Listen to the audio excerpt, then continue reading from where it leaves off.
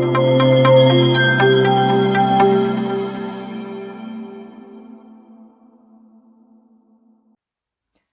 everyone, I'm Smriti Sinha here and welcome back to our channel Science Zone.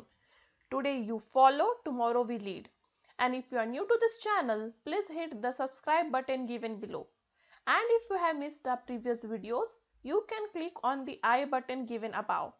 And if you are interested to join our Telegram group, you can click on the link given in the description. और आज जो हम topic पढ़ने वाले हैं वो topic है modern periodic table. ये टॉपिक नंबर 7 है from Maharashtra state board syllabus standard 11। इस टॉपिक में ये सब पॉइंट्स कवर होने चाहिए, जैसे introduction, structure of modern periodic table in electronic configuration, block wise characteristic of elements, periodic trends in elemental properties. और आज हम पढ़ने वाले हैं introduction and structure of the modern periodic table and periodic table and electronic configuration के कुछ points ये तो हम कवर करेंगे आज। तो शुरू करते हैं इंट्रोडक्शन से कि मॉडर्न पीरियोडिक टेबल मेनली आया कहाँ से और पीरियोडिक टेबल बनना क्यों शुरू हुआ। तो पहले जो अर्ली 18th सेंचुरीज में आप जानोगे कि सिर्फ 30 एलिमेंट्स नोन थे। उस 30 एलिमेंट्स को सिर्फ 3 ही कैटेगरी में डिवाइड किया गया था स्टडी करने के लिए। वो 3 कैटेगरीज थे metals, non metals and metalloids. ये 3 में ही क्लासिफाई किया गया था according to their physical properties. 30 elements थे इसलिए इजी था उन्हें स्टडी करना उस समय। बाद में नंबर ऑफ एलिमेंट्स बढ़ने लगे। नंबर ऑफ एलिमेंट्स बढ़ने की वजह से सिर्फ मेटल्स, नॉन मेटल्स, मेटालॉइड्स में क्लासिफाई करके चल नहीं रहा था। तो फिर आया classification based on atomic mass. अब ये क्लासिफिकेशन जो है वो स्टार्टिंग में 2 साइंटिस्ट ने दिया था। एक्चुअली बहुत नहीं दिया था, पर 2 वाला जो था ज्यादा स्वीकार किया गया था वो था डोबिनेरियस ट्रायड्स एंड न्यूलैंड्स ऑक्टेव्स। ये दोनों ने दिया था classification based on atomic mass. अब ये जो इनके जो दिए थे उन्होंने क्लासिफिकेशन, उसमें बहुत सारे ड्रॉबैक्स पता चले। उन ड्रॉबैक्स की वजह से इनका जो क्लासिफिकेशन था उसको मान्यता नहीं मिली। फिर आए 1869 में एक रशियन साइंटिस्ट, उनका नाम था मेंडेलीव। उन्होंने एक पीरियोडिक टेबल को आगे रखा बेस्ड ऑन एटॉमिक मास। ठीक है, तो मेंडेलीव ने क्या किया, जो भी एलिमेंट्स नोन थे उनको according to the atomic mass के हिसाब से उन्होंने उसे अरेंज किया और एक पीरियोडिक टेबल आगे रखा। वो पीरियोडिक टेबल को बहुत सारे साइंटिस्ट ने मान्यता दे दी क्योंकि वो सारी चीजों पे खरा उतरा था और उसमें कोई ज्यादा ड्रॉबैक्स भी नहीं थे। तो मेंडेलीव पीरियोडिक टेबल का एक पीरियोडिक लॉ था। वो लॉ था कि जो फिजिकल और केमिकल प्रॉपर्टीज होते हैं एलिमेंट्स के, वो एक्चुअली पीरियोडिक फंक्शन होते हैं उन्हीं के एटॉमिक मास के। तो आपको याद रखना है मेंडेलीव पीरियोडिक लॉ क्या था। The physical and chemical properties of elements are periodic function of the atomic mass. Mendeleev ने पूरा पीरियोडिक टेबल एटॉमिक मास के बेसिस पे अरेंज किया था, उसलिए उसने सारे एलिमेंट्स को increasing order of the atomic masses पे अरेंज कर दिया। तो जैसे जैसे एलिमेंट्स के एटॉमिक मास बढ़ रहे थे उस हिसाब से मेंडेलीव उन्हें अरेंज करते गए। अब ही उसने अरेंज किया ये एलिमेंट्स को बेस्ड ऑन देयर प्रॉपर्टीज और एटॉमिक मास, और फिर एक पीरियोडिक टेबल बना, मेंडेलीव पीरियोडिक टेबल। इस पीरियोडिक टेबल में थे vertical groups and horizontal series, या फिर उसको हॉरिजॉन्टल पीरियड्स कह सकते हैं। तो मेंडेलीव पीरियोडिक टेबल में 2 चीजें थी, एक था वर्टिकल ग्रुप, दूसरा था हॉरिजॉन्टल पीरियड्स। जो मेंडेलीव पीरियोडिक टेबल था उसमें जो भी एक ग्रुप में जो एलिमेंट्स थे उनके पास सब प्रॉपर्टीज सिमिलर थी। जिनके पास भी सेम सिमिलर प्रॉपर्टीज थे वो एलिमेंट्स एक्चुअली आपको एक ग्रुप में मिल रहे थे। ठीक है, अब जो प्रॉपर्टीज थे एलिमेंट्स के अलोंग द पीरियड वो एक्चुअली एक पर्टिकुलर वेरिएशन दिखाते थे फ्रॉम लेफ्ट टू राइट। आप लेफ्ट से राइट की तरफ मूव करोगे तो हर एक पीरियड में एक पर्टिकुलर एक तय वेरिएशन दिख रहा था उनके प्रॉपर्टीज में, और ग्रुप में सेम दिख रहे थे उनके प्रॉपर्टीज। फिर मेंडेलीव ने ये पीरियोडिक टेबल को बहुत अच्छे से बनाया था इस तरह से कि उसमें कुछ गैप्स भी छोड़ दिए थे। कुछ एटॉमिक नंबर के पास में उन्होंने गैप छोड़ दिए थे। अब एटॉमिक नंबर का कॉन्सेप्ट कहां से आया? उन्होंने क्या किया, एटॉमिक मास के हिसाब से सब जो एलिमेंट्स है उसे भरते गए बॉक्सेस में और उनको एक सीरियल नंबर देते गए। उस सीरियल नंबर को उन्होंने एटॉमिक नंबर कहा। अब मेंडेलीव ने क्या किया, कोई एटॉमिक नंबर कभी कभी मैच नहीं हो रहा था, उसके लिए उन्होंने एक गैप छोड़ दिया उस पीरियोडिक टेबल में कि पीरियोडिसिटी मेंटेन रहे प्रॉपर्टी में। Along the period from left to right period में एक जैसा प्रॉपर्टी दिखे, ग्रुप में सिमिलर प्रॉपर्टीज दिखे, कोई वेरिएशन ना दिखे, उसके लिए उन्होंने कुछ गैप छोड़ दिए थे।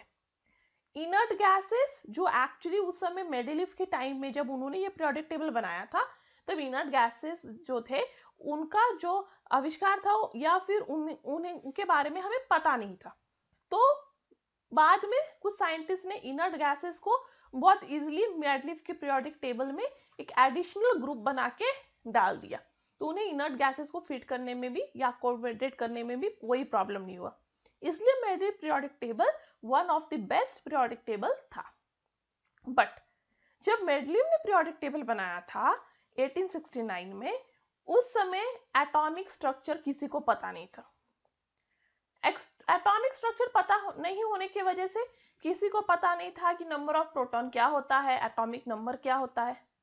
बट कुछ सालों बाद लोगों को एटॉमिक स्ट्रक्चर पता चला, एटॉमिक नंबर पता चला, और फिर मेंडेलीव पीरियोडिक टेबल में अब जो था एटॉमिक मास नहीं काम करता, अब काम करने वाला था proton number Z, which is also called as atomic number। ये पता चला था स्पेशली हैरनी मॉसले के वर्क के वजह से इन 1913। तब तक मेंडेलीव पीरियोडिक टेबल सबसे बेस्ट था। अब प्रोटॉन नंबर पता चलने के वजह से जो पीरियोडिक टेबल था उसको सिर्फ थोड़ा सा रीअरेंज किया गया एज मॉडर्न पीरियोडिक टेबल, और अब वो जो पीरियोडिक टेबल था अब वो एटॉमिक मास पे नहीं बेस्ड था, अब वो एटॉमिक नंबर पे बेस्ड था। इसलिए मेंडेलीव पीरियोडिक लॉ अब मॉडर्न पीरियोडिक लॉ में मॉडिफाई हो गया, और ये मॉडर्न पीरियोडिक लॉ कहता था कि कोई भी एलिमेंट का फिजिकल या केमिकल प्रॉपर्टी उसकी पीरियोडिक फंक्शन जो है वो एटॉमिक मास पे डिपेंड करता है, एटॉमिक नंबर पे डिपेंड करता है, ना कि एटॉमिक मास पे। तो मॉडर्न पीरियोडिक लॉ किस पे काम कर रहा था? एटॉमिक नंबर पे। तो ये लॉ याद रखना बहुत इंपॉर्टेंट है कि the physical and chemical properties of elements are a periodic function of their atomic numbers। अब हम चलते हैं structure of modern periodic table की तरफ। तो मेंडेलीव पीरियोडिक टेबल को ज्यादा नहीं मॉडिफाई किया गया, कुछ ही हद तक मॉडिफाई करके उसे मॉडर्न पीरियोडिक टेबल में कन्वर्ट कर दिया, बट जो मेन स्केलेटन है वो अभी भी मेंडेलीव पीरियोडिक टेबल का ही है। तो हम मूव करते हैं मॉडर्न पीरियोडिक टेबल की तरफ। तो मॉडर्न पीरियोडिक टेबल में अभी भी हॉरिजॉन्टल रोज और वर्टिकल कॉलम्स है। हॉरिजॉन्टल रोज मतलब पीरियड्स, वर्टिकल कॉलम्स मतलब ग्रुप। ये हॉरिजॉन्टल रोज वर्टिकल कॉलम्स को इंटरसेक्ट करते हैं और बॉक्सेस बनाते हैं। इन बॉक्सेस में हमारे एलिमेंट्स प्रेजेंट होते हैं। हॉरिजॉन्टल रोज को क्या कहेंगे? पीरियड्स, ठीक है, और जो वर्टिकल कॉलम्स है उन्हें हम कहते हैं ग्रुप्स। अब हमारे पास 7 पीरियड्स है, मतलब 7 हॉरिजॉन्टल रोज है, उनका नंबर 1 to 7 है, और 18 ग्रुप्स है, मतलब 18 वर्टिकल कॉलम्स है, उनका नंबर है 1 to 18। अब जो भी नंबरिंग है पीरियड्स का या ग्रुप का या एलिमेंट्स का उस मॉडर्न पीरियोडिक टेबल में या लॉन्ग फॉर्म पीरियोडिक टेबल में, उसको मान्यता मिल गई है international union of pure and applied chemistry, that is IUPAC की। जो ये मॉडर्न पीरियोडिक टेबल है उसके नीचे 2 सीरीज प्रेजेंट होते हैं। ये 2 सीरीज में हर एक सीरीज में 14 एलिमेंट प्रेजेंट है।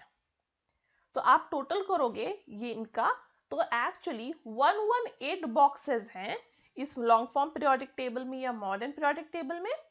जिनमें 118 एलिमेंट्स प्रेजेंट है। इनमें से कुछ एलिमेंट्स मैन मेड एलिमेंट्स हैं।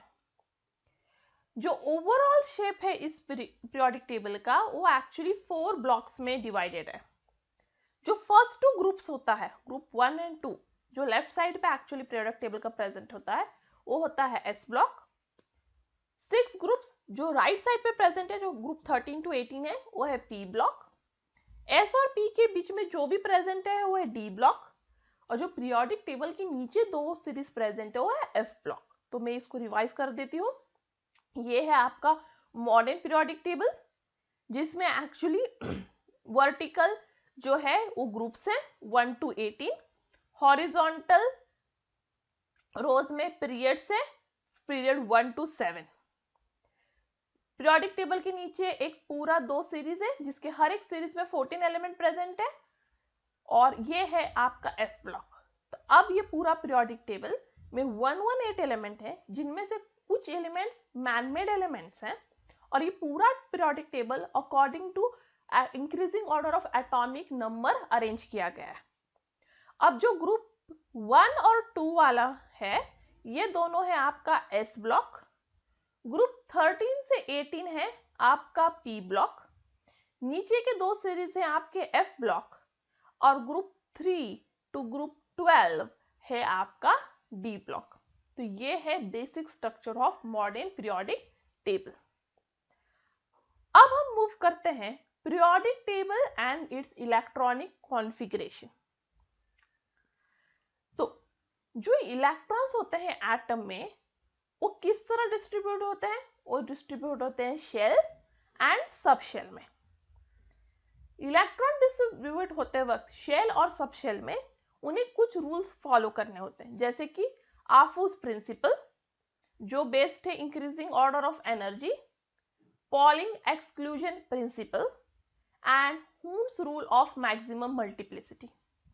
ये 3 रूल या ये 3 प्रिंसिपल फॉलो करके ही इलेक्ट्रॉन्स शेल सब शेल्स में भरते जाते हैं। जब आप एलिमेंट्स को उनकी increasing order of atomic number पे अरेंज करोगे, तो आपको एक फिक्स पीरियोडिसिटी दिखेगा उनकी इलेक्ट्रॉनिक कॉन्फ़िगरेशन में, मतलब एक फिक्स पैटर्न दिखेगा उनकी इलेक्ट्रॉनिक कॉन्फ़िगरेशन में, along the period also, along the group also. आप ग्रुप के बढ़ते हुए जाओ ऊपर से नीचे तक, या पीरियड में जाओ फ्रॉम लेफ्ट टू राइट, आपको एक फिक्स पैटर्न दिखने वाला है उनके इलेक्ट्रॉनिक कॉन्फ़िगरेशन में, जब आप अरेंज कर लोगे सारे एलिमेंट को according to their atomic number.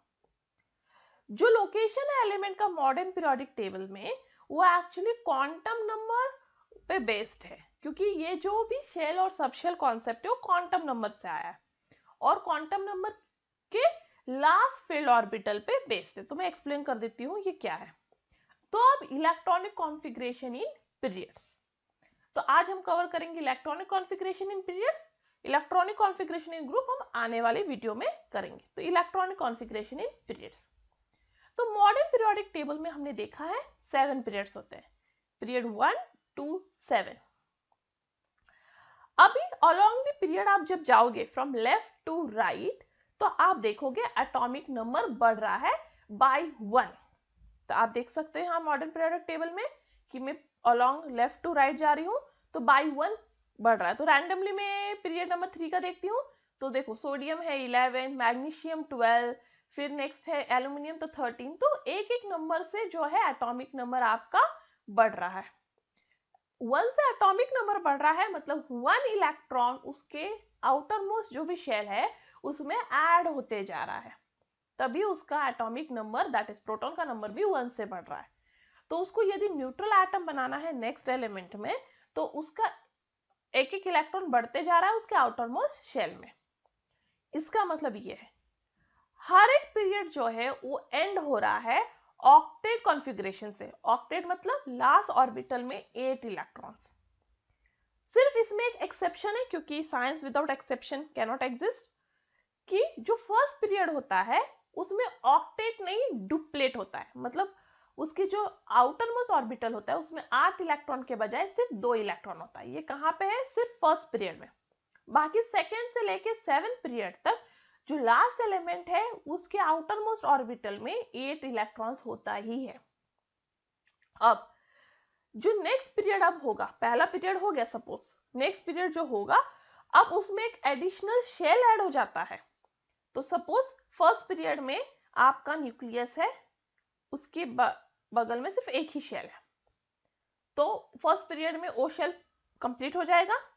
फिर नेक्स्ट पीरियड के लिए उसमें एक और शेल ऐड होगा जिसमें इलेक्ट्रॉन फिल होता जाएगा जब तक उसका ऑक्टेट कंप्लीट नहीं हो जाता, और फिर नेक्स्ट पीरियड शुरू हो जाएगा जिसमें थर्ड शेल ऐड होगा। तो हर एक पीरियड में एक शेल ऐड होता रहता है जिसकी एनर्जी पहले वाले शेल से ज्यादा होती है। जो फर्स्ट शेल है वो उस पीरियड में फिल होता जाता है, तभी नया शेल ऐड हो सकता है नेक्स्ट पीरियड के लिए। अब फर्स्ट पीरियड की बात करें तो फर्स्ट पीरियड में सिर्फ और सिर्फ 2 इलेक्ट्रॉन फिट हो सकते हैं, क्योंकि फर्स्ट पीरियड में सिर्फ एक शेल हो सकता है।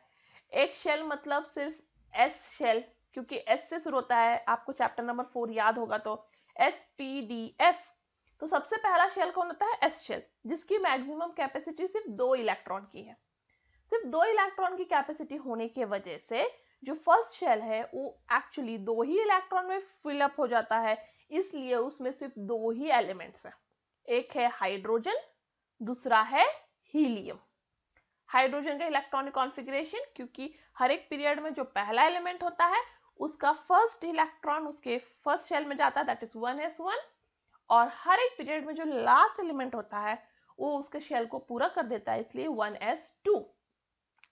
तो फर्स्ट शेल की कैपेसिटी सिर्फ 2 इलेक्ट्रॉन की होती है, इसलिए आपके फर्स्ट पीरियड में सिर्फ 2 ही एलिमेंट हैं, जो स्टार्ट होता है हाइड्रोजन 1s1 से और एंड होता है हीलियम 1s2 से। और इसलिए जो फर्स्ट शेल है वो ऑक्टेट के बजाय कंप्लीट करता है डुप्लेट। अब जो इलेक्ट्रॉन्स हैं अब सेकेंड पीरियड के लिए मूव करेंगे, क्योंकि फर्स्ट पीरियड हो गया हाइड्रोजन हीलियम। अब सेकेंड पीरियड में मूव करते वक्त और अब सेकेंड शेल में घुसना शुरू करेंगे, करेक्ट। तो फर्स्ट पीरियड में घुस गए तो हो गया था 1s1 से एंड होके हो गया 1s2 जो हीलियम है। अब वो लोग सेकेंड पीरियड में घुसना शुरू करेंगे, तो सेकेंड पीरियड में एक और शेल ऐड होगा, तो वो शेल हो जाएगा 1s1 और एंड होगा 1s1 and 1s2 and 2s1। ये हो जाएगा फर्स्ट एलिमेंट ऑफ सेकेंड। अब 2 में आपको पता है 2 शेल में 2 सब शेल होते हैं, 2s एंड 2p, तो वो अब एंड होगा 2p2 एंड 2p6 से। देखो मैं बताती हूँ कैसे। तो पहला शेल तो आपको समझ गया होगा, पहला पीरियड 1s1 एंड 1s2। अब नेक्स्ट पीरियड में जाएंगे, सेकेंड पीरियड में। सेकेंड पीरियड में सेकेंड शेल ऐड हो रहा है, मतलब 2 नंबर का। 2 नंबर के शेल में 2 सब शेल है, 2s एंड 2p। इसलिए जब वो स्टार्ट होगा, जो सेकेंड पीरियड, वो स्टार्ट होता है लिथियम से, that is 1s2 and 2s1, और वो खत्म होगा नियॉन से, जिसमें electronic configuration 1s2, 2s2 and 2p6। मतलब सबसे पहला इलेक्ट्रॉन जो सेकेंड पीरियड का है वो घुसता है उसके फर्स्ट शेल में, दैट इज 2s1 उसका फर्स्ट शेल है, और जो सबसे लास्ट है वो पूरा ऑक्टेट कंप्लीट कर लेता है। तो ऑक्टेट मतलब 8 electron, that is 2s2 and 2p6। तो 6 electron plus 2 makes it 8 electron, क्योंकि p ऑर्बिटल की मैक्सिमम कैपेसिटी 6 इलेक्ट्रॉन की है, तो पूरा हो जाता है। तो 6 + 2 8, इस तरह से ऑक्टेट कंप्लीट करता है। तो स्टार्ट कहां से हो रहा है? 1s1 से, एंड कहां हो रहा है? 2p6। मतलब स्टार्ट हो रहा है 1 इलेक्ट्रॉन से, एंड हो रहा है 8 इलेक्ट्रॉन पे। इसलिए सेकेंड शेल की जो मैक्सिमम कैपेसिटी है वो है 8, मतलब उसमें 8 एलिमेंट्स प्रेजेंट है, क्योंकि 2s1 2s2, फिर 2s2 2p1, 2s2 2p2, 2s2 2p3 and so on to 2s2 and 2p6। मतलब टोटल आप काउंट करोगे तो उसमें 8 एलिमेंट्स है, क्योंकि उसकी मैक्सिमम कैपेसिटी 8 इलेक्ट्रॉन की है। और सेकेंड पीरियड में आप मूव करोगे तो एटॉमिक नंबर बढ़ता जाता है बाय 1, और उसमें वैसे ही एक एक इलेक्ट्रॉन ऐड होते जाते हैं उसके सेकेंड नंबर के शेल में। और इसलिए सेकेंड पीरियड में कितने एलिमेंट्स टोटल हैं? 8 एलिमेंट्स प्रेजेंट है। सो वो 8 एलिमेंट्स है फ्रॉम सोडियम टू आर्गॉन, ठीक है। ये अब आपका थर्ड पीरियड की बात कर रहे हैं। सेकंड पीरियड का तो आपको समझ गया कि वो कहां से शुरू हो रहा है, 1s2 2s1 से, एंड हो रहा है 1s2 2s2 2p6, total 8 electron है, मतलब 8 इलेक्ट्रॉन भर सकते हैं 1 by 1, इसलिए 8 एलिमेंट्स हैं आपके सेकंड पीरियड में। अब थर्ड पीरियड की बात करें। थर्ड पीरियड शुरू होता है सोडियम से, एंड होता है आर्गॉन पे। थर्ड पीरियड है इसलिए थर्ड सबशेल एंटर हो रहा है। अब थर्ड सबशेल जो है उसमें भी क्या है, उसमें भी है 1s 2s 2p and 3s 3p, correct. तो 1s और जो 2p है वहां तक तो कंप्लीट हो चुका था सेकंड में ही, सेकंड पीरियड में ही। अब थर्ड पीरियड में क्या होगा, जो आपका सोडियम है उसका इलेक्ट्रॉनिक कॉन्फ़िगरेशन अब होगा 1s2 2s2 2p6 and 3s1, क्योंकि उस अब थर्ड शेल अब इंट्रोड्यूस हो रहा है। तो इसका इलेक्ट्रॉनिक कॉन्फ़िगरेशन क्या हो गया, 1s2 2s2, वो तो कंप्लीटली फिल हो गया क्योंकि अब सेकंड पीरियड फिल है, इसलिए थर्ड पीरियड में तो ये सब ऑर्बिटल्स फिल्ड ही रहेंगे, मतलब ये हो गया 2p6 और एंड हो रहा है वो 3s1 पे। तो ये हो गया सोडियम। तो ये आपका थर्ड पीरियड का स्टार्टिंग है। एंड हो रहा है आर्गॉन पे। आर्गॉन को कंडेंस फॉर्म में इलेक्ट्रॉनिक कॉन्फ़िगरेशन लिखे तो ये है नियॉन 3s2 3p6। इस तरह से आप देखोगे तो थर्ड पीरियड में भी न्यू 8 इलेक्ट्रॉन ऐड हो रहे हैं 1 by 1, 3s1 से लेके 3p6 तक, और इसलिए थर्ड शेल में भी मतलब आपका मैक्सिमम कैपेसिटी है 8 इलेक्ट्रॉन्स का, और उसकी वजह से यहाँ पे भी थर्ड पीरियड में भी आपको 8 एलिमेंट्स देखने के लिए मिलते हैं। नेक्स्ट हम बात करेंगे फोर्थ पीरियड की। फोर्थ पीरियड जो है वो शुरू होता है 4s सबशेल से। तो पहला जो दो एलिमेंट्स है जो s ब्लॉक में बिलोंग करते हैं, वो first two elements of fourth period, उनका इलेक्ट्रॉनिक कॉन्फ़िगरेशन जैसे पोटेशियम है argon 4s1 and calcium that is argon 4s2। ये condense form of electronic configuration है। यदि आपको ये पता नहीं कैसा लिखना है तो आप मेरे चैप्टर नंबर 4 के वीडियो देख लीजिए, आपको समझ जाएगा।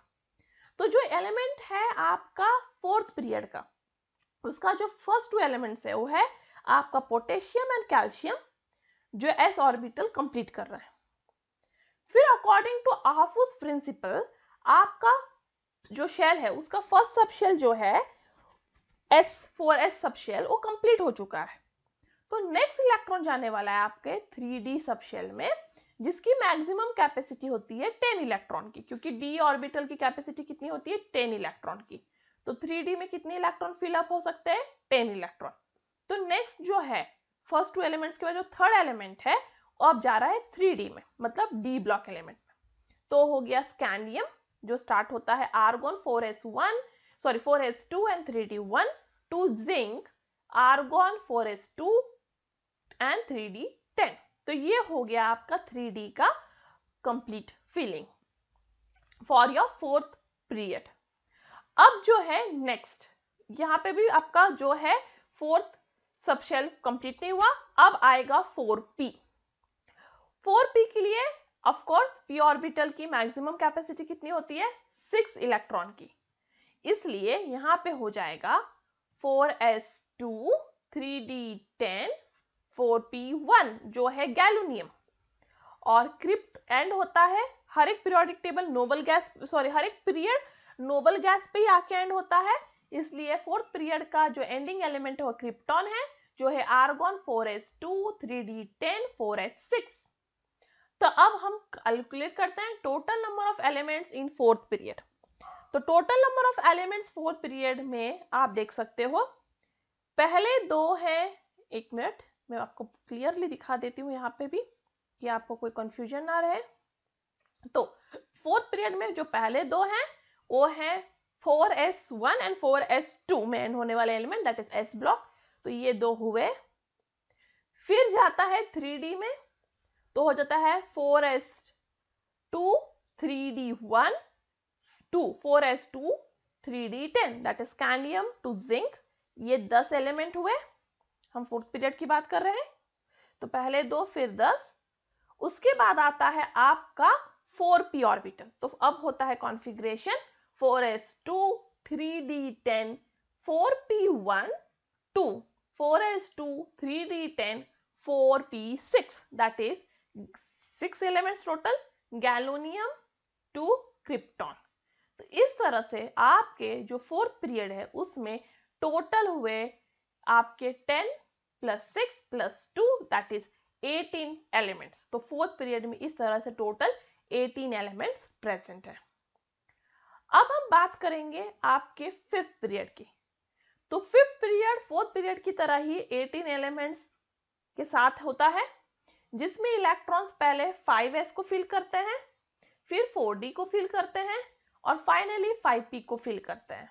तो 2 एलिमेंट s ब्लॉक से, 10 एलिमेंट d ब्लॉक से और 6 एलिमेंट p ब्लॉक से, क्योंकि s की मैक्सिमम कैपेसिटी 2 इलेक्ट्रॉन की है, d की मैक्सिमम कैपेसिटी 10 इलेक्ट्रॉन की है और p की मैक्सिमम कैपेसिटी 6 इलेक्ट्रॉन की। और इस तरह से आपके 18 इलेक्ट्रॉन्स प्रेजेंट है फिफ्थ पीरियड में भी। इसका मतलब हर एक पीरियड शुरू होता है first electron s sub shell में घुसकर, क्योंकि आप हर एक पीरियड नंबर 1 से लेके पीरियड नंबर 7 तक चले जाइए तो फर्स्ट एलिमेंट का जो फर्स्ट इलेक्ट्रॉन है उसके s सब शेल में ही घुसता है और एंड होता है complete of octet of the same shell. अब इनके बीच में जो है s और p सब शेल के बीच में इनर सबशेल्स D और F भी सक्सेसफुली फिल होते जाते हैं अकॉर्डिंग टू आफूस प्रिंसिपल। अब 2 प्रॉब्लम है। पहला problem, what is the subshell in which the last electron of first element in 6th period enter. तो आपको क्या पूछा गया, बेसिकली जो 6th पीरियड है, 6th पीरियड के फर्स्ट एलिमेंट में लास्ट इलेक्ट्रॉन कौन से सब शेल में घुसेगा। तो आपको याद रखना है कौन सा भी पीरियड हो, ये 6th पीरियड हो, फर्स्ट पीरियड हो, सेकंड पीरियड हो, कोई भी पीरियड हो, उसके फर्स्ट एलिमेंट का लास्ट इलेक्ट्रॉन हमेशा s सब शेल में ही घुसता है। याद रखना है कौन सा भी पीरियड हो, उस पीरियड का फर्स्ट एलिमेंट का लास्ट इलेक्ट्रॉन हमेशा s सब शेल में ही घुसेगा। तो s सब शेल तो फिक्स हो गया, बट अब n का नंबर क्या है, ये 6th पीरियड है इसलिए n = 6।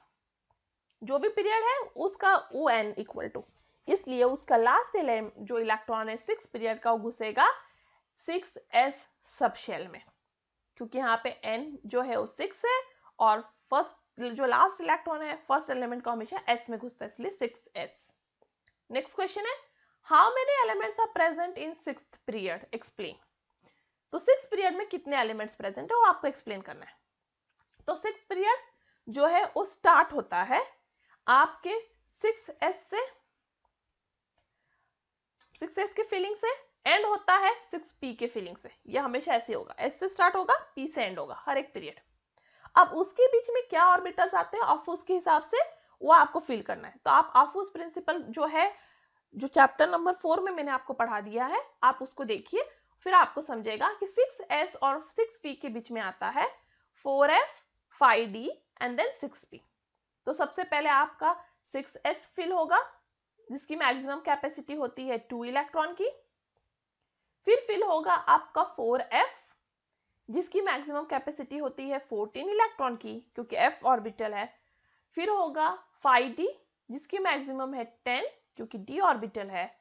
एंड नेक्स्ट फिल होगा 6p जिसकी मैक्सिमम कैपेसिटी 6 इलेक्ट्रॉन की। तो ये सारे इस तरह से आपको फिल करना है। तो हो जाएगा 2 + 14 + 10 + 6 दैट इज 32। तो इस तरह से 6th पीरियड में 32 एलिमेंट्स प्रेजेंट है। And that's all for today, thank you.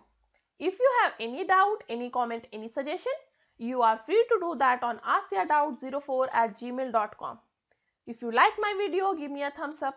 Share this video to more and more of your friends so that I can make better videos for you. And before departing, tomorrow, do not wait for tomorrow because tomorrow does not wait for you. Therefore, tomorrow always comes tomorrow. And that's all for today. Thank you. Stay